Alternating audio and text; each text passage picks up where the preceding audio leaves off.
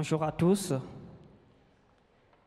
Je suis Franck Chardin-Aubin-Tchibinda, directeur exécutif de l'Observatoire congolais des droits de l'homme, OCDH en sigle, qui est une organisation de la société civile du Congo-Brazzaville, un pays qui est situé en Afrique centrale et avec une superficie de 342 000 km² et une population d'environ 5,2 millions d'habitants.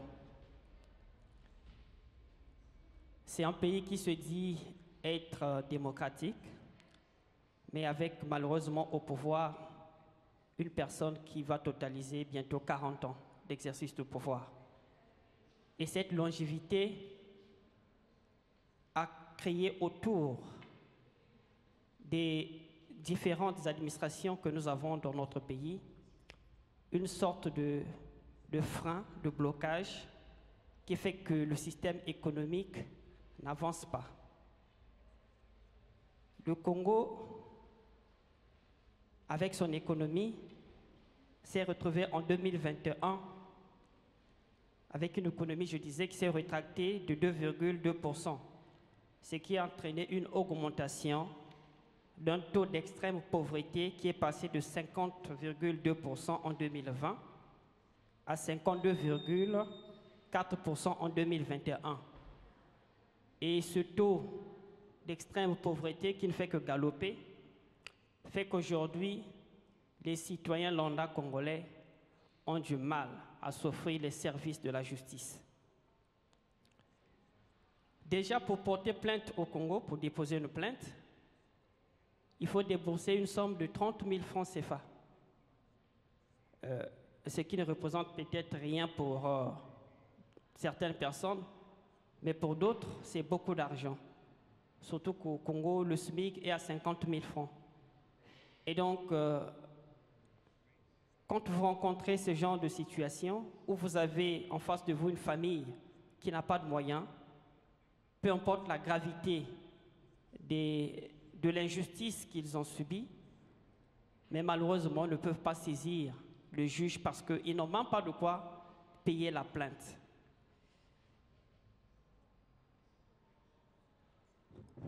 En dehors de la plainte, il y a bien d'autres dépenses qui rentrent en ligne de compte quand il s'agit de vouloir intenter une action en justice. Laissons d'abord les frais ou les honoraires d'avocat à côté, mais il y a bien d'autres dépenses. Et ce qui fait qu'aujourd'hui, les citoyens lambda au Congo ont du mal. En fait, je dirais même que le fait qu'ils soient aujourd'hui plongés dans la pauvreté, ils n'arrivent pas à s'offrir les services de la justice. Et donc, on se retrouve dans une situation où nous avons une politique de 2 poids 2 mesures. Seuls ceux qui ont des moyens qui s'offrent les services de la justice. Par contre, ceux qui n'en ont pas sont obligés de rester en fait dans cet état de, j'allais dire, d'insouciance vis-à-vis des autorités.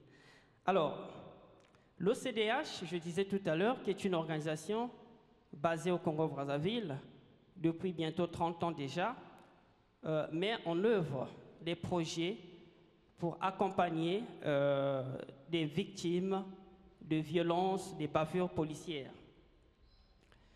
Et en ce moment, nous mettons en œuvre un projet qui est financé par l'Union européenne depuis bientôt 3 ans. Malheureusement, le projet tend vers sa fin. Dans le cadre de ce projet, nous avons identifié plus de 300 cas de violation, rien que dans 2 grands centres urbains, Brazzaville et Pointe-Noire. La fréquence des violations des droits au Congo devient de plus en plus inquiétante. Pratiquement chaque jour, vous avez des cas de violation. Chaque jour, nous avons des cas de disparition forcée. Tout ça, c'est souvent au détriment des familles modestes et qui n'ont parfois pas des moyens pour aller en justice. Je veux vous citer quelques cas que nous avons recensés dans le cadre de ce projet que nous mettons en œuvre, je tiens à le souligner, en partenariat avec une ONG française, Agir ensemble pour les droits humains, qui est basée à Lyon. C'est ensemble que nous mettons en œuvre ce projet. Je disais tout à l'heure que plus de 300 cas que nous avons identifiés, et c'est des familles aujourd'hui qui ne pouvaient pas s'offrir les services de la justice n'eût été la mise en œuvre de ce projet. Et ces cas allaient rester impunis si vraiment il n'y avait pas ce projet. Le cas le plus emblématique, c'est en fin de l'année passée, début 2022, il y a eu ce qu'on appelle chez nous au Congo le fameux problème des tortionnaires du viaduc. Il s'est passé que des policiers ont enlevé 5 jeunes qu'ils ont séquestrés et qu'ils ont transportés sous un viaduc à Brazzaville pour les torturer. Mais alors, à l'aide des marteaux. Ils ont brisé les jambes de ces jeunes-là à l'aide des marteaux. Ces actes affreux ont malheureusement conduit un de ces jeunes-là à la mort. Les 4 autres, malheureusement, vont devoir vivre avec cette infirmité-là jusqu'à leur mort. L'OCDH est saisi de cette affaire, a pris attache avec la famille des victimes. Malheureusement, comme je disais tout à l'heure, faute de moyens, les parents ne pouvaient pas saisir le juge. Et donc, dans le cadre de ce projet que je disais tout à l'heure, que nous mettons en œuvre avec Agir ensemble pour les droits humains, ce projet, en fait, intervient sur 4 axes. Le premier axe, c'est la prise en charge sociale. Il y a aussi la prise en charge judiciaire. Il y a la prise en charge médicale. Il y a donc le 4e axe, enfin, des formations à l'endroit des agents de la force publique. Et donc, nous avons pris en charge cette affaire-là. On a porté plainte avec constitution de partie civile. Le procès a eu lieu. De tous ces policiers, il y en a eu 4 qui ont été condamnés. L'État a été reconnu coupable. Malheureusement, jusqu'à aujourd'hui, les familles n'ont pas encore été dédommagées. Nous avons un cas de disparition forcée. Un jeune homme enlevé dans la ville de Pointe-Noire, transporté par un militaire à Brazzaville, quelques jours après, ne se fait plus voir. Les parents, n'ayant pas de moyens, n'ont ni alerté la police, d'autant plus que ce sont les militaires ou les policiers qui étaient derrière ça, ni alerté l'opinion publique parce qu'ils étaient intimidés, donc ils sont restés dans leur coin. Il a fallu que, dans le cadre des actions que nous mettons en œuvre, que nous puissions monitorer ce cas-là 3 mois après la disparition de ce jeune homme. Et même pour que la famille nous accueille, ça n'a pas été facile. Parce que pour la famille, c'était déjà quelque chose qu'il fallait consommer. Voilà, c'est arrivé, l'enfant est parti. Et quand nous avons documenté, nous nous sommes rendus compte qu'il y a une grande autorité militaire derrière cette disparition forcée. Mais la famille, n'ayant pas de moyens, ne pouvait même pas. Non seulement qu'ils avaient peur, mais aussi ne voulaient pas qu'on aille en justice. Nous avons pu convaincre la famille. En ce moment où nous parlons, le dossier se trouve au tribunal, mais malheureusement aussi, avec la complicité du procureur, ça n'avance pas. Parce que derrière cette affaire, il y a un haut gradé. Et donc, toutes ces situations font qu'aujourd'hui, le citoyen lambda congolais non seulement n'a plus confiance à la justice congolaise, mais aussi a du mal à saisir la justice. Parce que les frais sont tellement coûteux. la plainte. Et même quand on a intenté une action en justice, on a eu de quoi payer la plainte, mais le suivi, les procès, nous savons qu'ils sont longs, et donc la famille ou les familles ont du mal à les suivre de bout en bout, et même quand vous avez gagné le procès, le retrait de la décision de justice coûte de l'argent aussi. L'État ou la partie lésée pour vous indemniser accuse aussi un retard, et donc du coup, c'est un véritable casse-tête. Il y a plusieurs cas, je disais tout à l'heure, depuis que le projet est mis en œuvre. On a plus de 300 déjà. Je ne vais pas tous les citer ici. Mais notre douleur est que toutes les familles que nous avons pu accompagner tout au long de ce projet, désormais vont avoir du mal à être accompagnées parce que le projet malheureusement touche à sa fin. Et la situation que je viens de présenter tout à l'heure ne concerne que 2 départements du Congo. Là encore, il faut signaler que l'action de l'OCDH ne couvre pas vraiment la totalité de ces départements. Il y a beaucoup de cas qui nous échappent. J'essaie un peu d'imaginer comment ça se passe ailleurs, dans d'autres départements. Le Congo en a 12 en fait. Si le projet est mis en œuvre dans 2 départements, je me demande comment ça se passe dans les 10 autres. C'est donc un cri d'alarme que nous lançons. Le projet qui touche à sa fin, si on peut encore avoir un autre projet dans ce sens-là, pas seulement au Congo, la situation du Congo est similaire à celle de la RDC, similaire à celle du Gabon, pratiquement tous les pays d'Afrique subsaharienne. Et donc, voilà un peu en quelques mots ce que je voulais partager avec vous en ce qui concerne les difficultés que les citoyens lambda congolais éprouvent quand il s'agit de vouloir saisir ou de vouloir s'offrir les services de la justice. Je vous remercie. S'il y a une efficacité de la justice en faveur des victimes ou non. Voilà. Merci. Merci beaucoup pour cette question. Là, je vais catégoriser en fait les situations. Et il y en a 2 catégories. Il y a une catégorie où nous avons affaire aux gens faibles, entre guillemets, c'est comme ça que je vais dire ça. Et l'autre catégorie, c'est celle où nous avons affaire aux hommes forts du pays. Et donc, les procès contre les gens faibles aboutissent.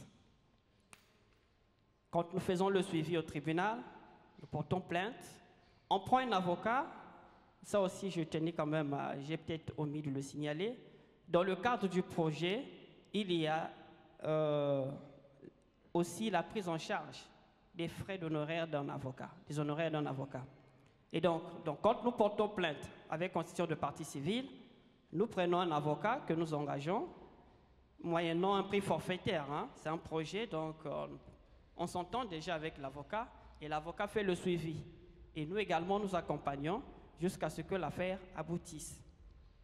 Par contre, quand il s'agit des autorités qui sont derrière des exactions, je vous assure qu'il y en a plein que nous avons déjà identifiés et recensés dans ce projet, des procédures sont lentes au niveau du tribunal. Et vous comprenez qu'il y a une volonté manifeste de ne pas vouloir faire aboutir. Pourquoi? Parce que voilà, il y a une autorité derrière qui ne veut pas être démasquée. Et voilà, nous avons un contentieux au tribunal contre un député qui s'était permis de torturer un citoyen la journée comme ça. Ben, voilà, on a porté plainte. Ben, malheureusement, jusque-là, le dossier n'avance pas.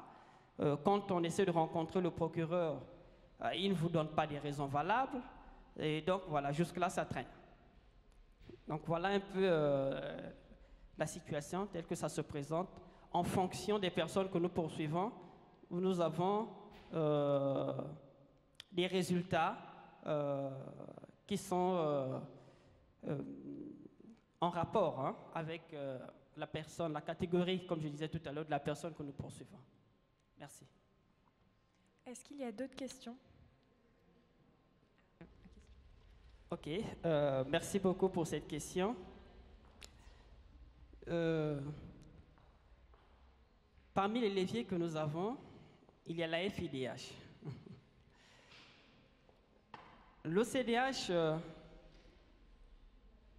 a ces dernières années subi de la pression, j'allais dire même des attaques de la part des autorités politiques, si bien que son action était un peu émoussée. Je suis nommé directeur de l'OCDH en février dernier, donc ça ne fait pas un an que je suis là. Donc l'OCDH sortait d'une période trouble en fait, parce que c'est une organisation qui est pointée au Congo. On nous prend pour des opposants, on nous prend pour des politiciens et tout, voilà. Et donc, pendant un moment, l'action de l'OCDH était empêchée, étouffée.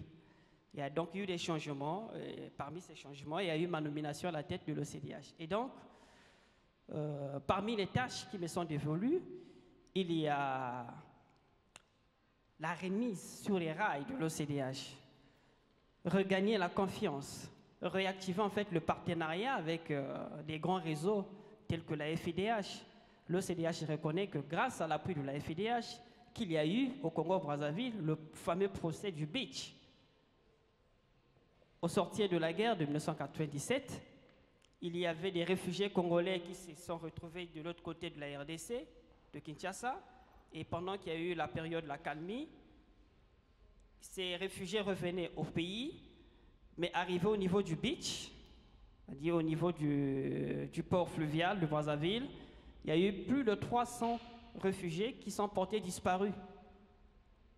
Et cette affaire a fait un tollé au pays. Il y a eu des généraux qui sont passés devant la barre. L'État a été reconnu coupable. Et cette action a été menée par l'OCDH avec l'appui des familles et l'appui de la FIDH. Donc du coup, pour nous, la FIDH, c'est ce réseau qui nous a toujours portés, malgré, comme je le disais tout à l'heure, des petits soucis qu'on a eus entre-temps. Et notre mission, c'est de redorer le blason de l'OCDH avec l'appui de ses partenaires. Ça fait plus de 25 ans quand même que l'OCDH est membre de la FIDH. Et en dehors de la FIDH, nous avons bien d'autres réseaux au niveau sous-régional. Et voilà, ce sont des leviers sur lesquels nous nous appuyons quand nous sentons qu'au niveau national, tout est bloqué. Mais je vous assure que ce n'est pas facile. Les persécutions et tout, ce n'est pas ce qui manque. J'ai aimé tout à l'heure la présentation de nos amis du Brésil qui nous ont brandi l'effigie de Lula, qui va bientôt reprendre le pouvoir. Pour eux, c'est un ouf de soulagement. Mais par contre, pour nous, ça dure 40 ans. Et on ne sait pas quand est-ce que les choses vont changer chez nous. Voyez-vous? Donc, voilà. Mais bon, on espère quand même. Merci.